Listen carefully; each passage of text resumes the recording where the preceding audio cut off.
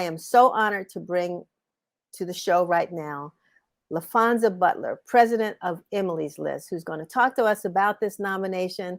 And look at that smile. Welcome to WIN TV.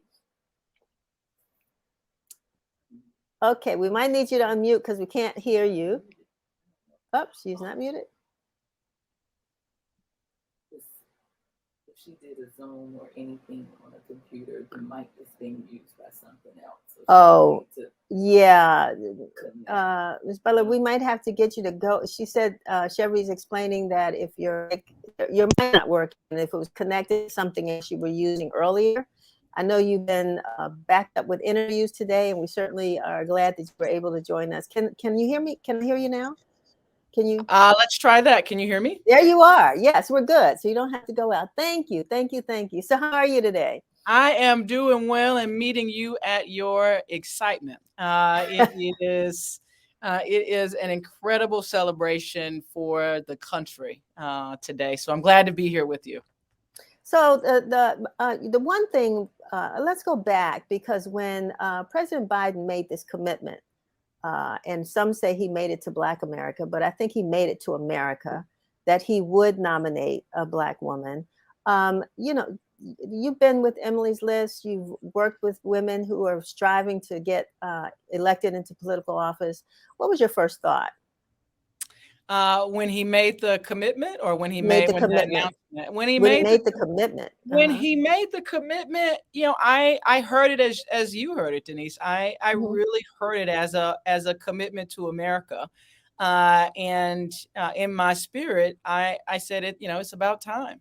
And so I am excited about, and really thought at the moment when he made the commitment, that it was an opportunity for so many more experiences to be part of the discourse of the Supreme Court, the lived experience that whomever his nominee would be. And we're grateful today and excited today that it is Justice Judge Jackson.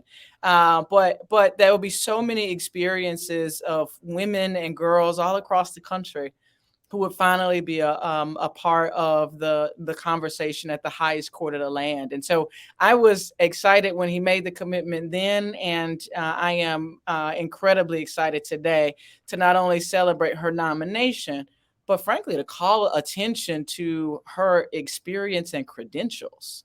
I mean, can you talk a little bit about that?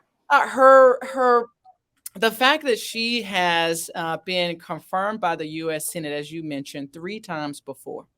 The fact that in those confirmations, she has, they have all been bipartisan confirmations, that Senator Lindsey Graham has supported her in the past, that Senator Lisa Murkowski has supported her in the past. The fact that she overcame the story of, as you noted, of what her guidance counselor told her, and that she continued to pursue her dreams, and will be, I think, an incredible justice for the Supreme Court. But let's go to her jurisprudence experience. Yes. She has served on 3 levels of court, and done 3 levels of service, where she, as you noted, now at the DC District Court or Court of Appeals. She has served in District Court. She has been a part of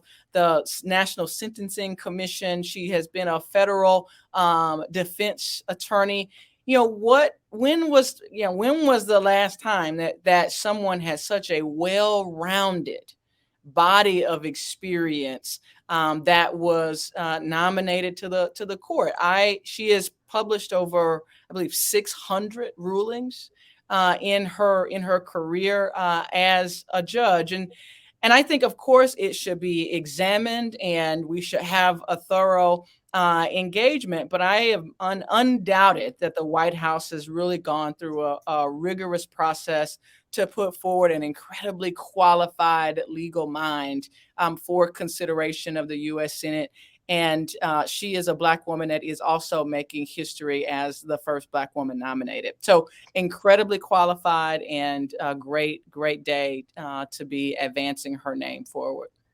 There's an outpouring of support by a host of organizations, including the Congressional Black Caucus. I know that we received words from Reverend Al Sharpton. There's been National Bar. A whole bunch of groups now are supporting the nomination, but they feel as though there are some things that they may have to watch out for, because we know how the Senate process works, and we know how folks can sort of try to discredit you. I know that that's what the CBC mentioned, that they want to make sure that the process is fair. Do you have any concerns about that?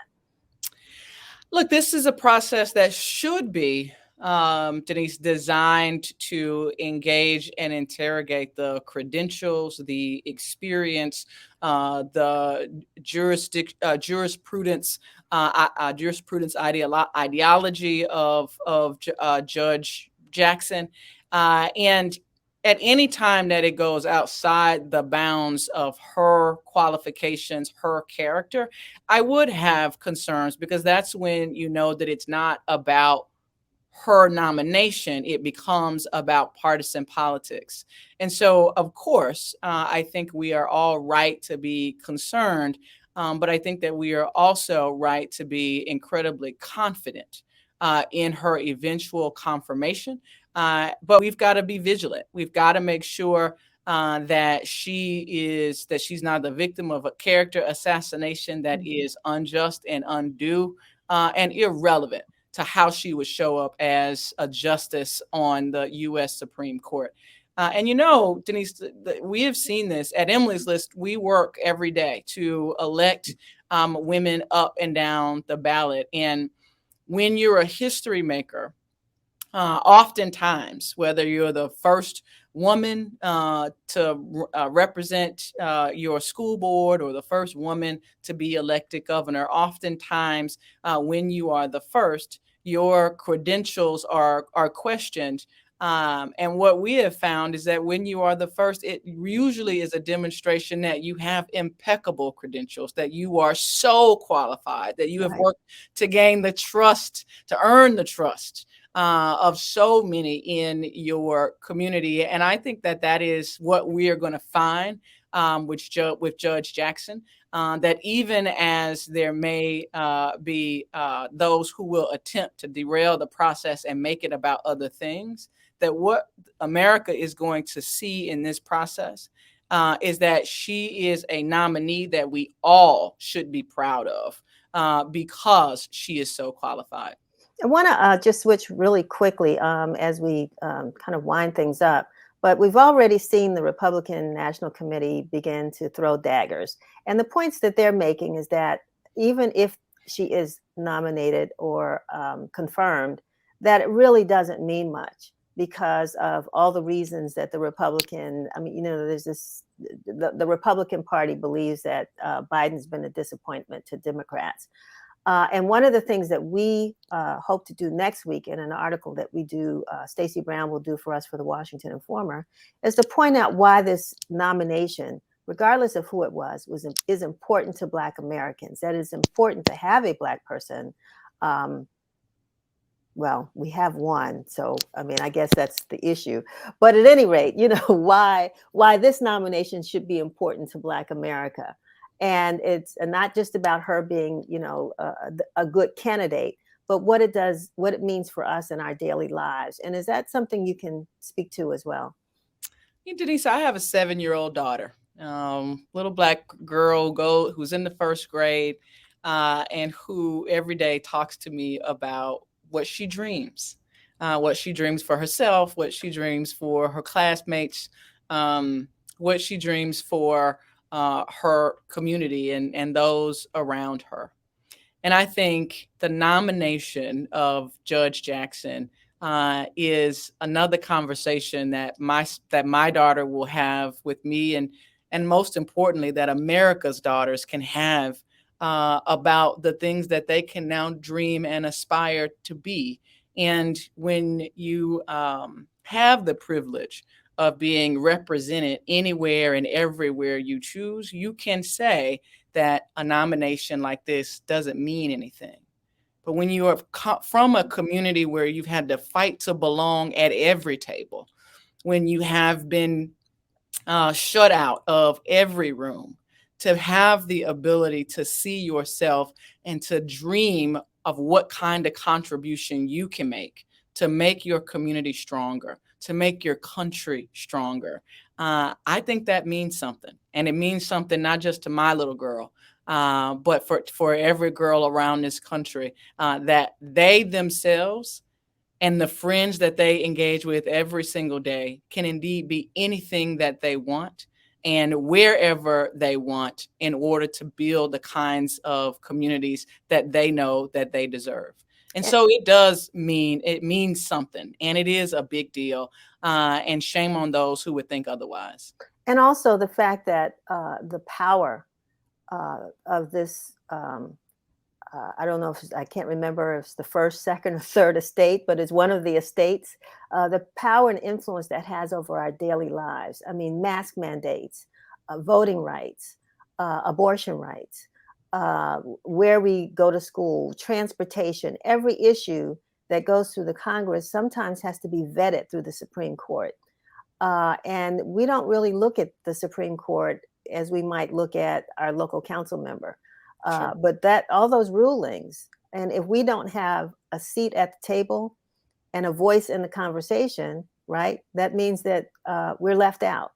So isn't that part of it as well? I mean, these are lifetime appointments, Denise, and there are so many issues, whether they come from laws passed by Congress that are where the constitutionality is being questioned, or laws passed from states that are whose constitutionality is being questioned. It is true that the U.S. Supreme Court sets the rules for so much of our daily lives. You named a number of the issues that are going to be before this court almost immediately. Right.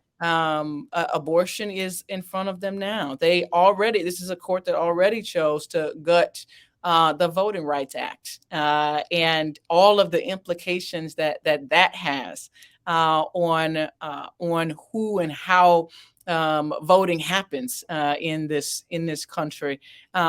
Clean air, clean water. These are issues that are going to be before the court. And it matters not only in our daily lives, but it will matter for generations going forward. And, you talked about Roe, the Roe versus Wade decision, and whether or not women across this country will be able to make decisions about their own health care and their own bodies.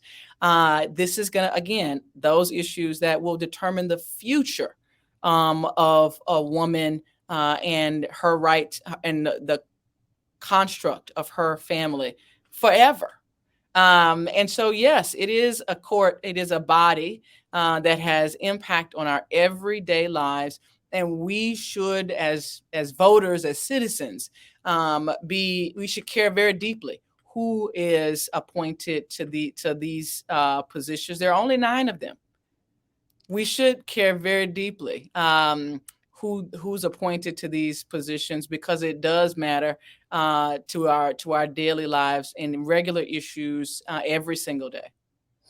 Laphonza Butler with Emily's List. Thank you so much for being with us. I didn't know you were there. So we're going to have you back on the show because to me, where you are and what you do at Emily's List is a story within itself. We know what Emily's List used to be, and we can see what Emily's List is now. So we might get you back on during Women's History Month. Because I'm sure you have a lot to share about, women in elected office and how we support them. And so I really thank you for taking time out at such a short notice, but we didn't know it was going to come. We knew it was coming, but we didn't know it was going to be today. So thank you so much for being with us. Of course, Denise, thank you. And I'm happy to join you once again. Be well. Take care. Thank you. You too. Mm-hmm. Bye-bye.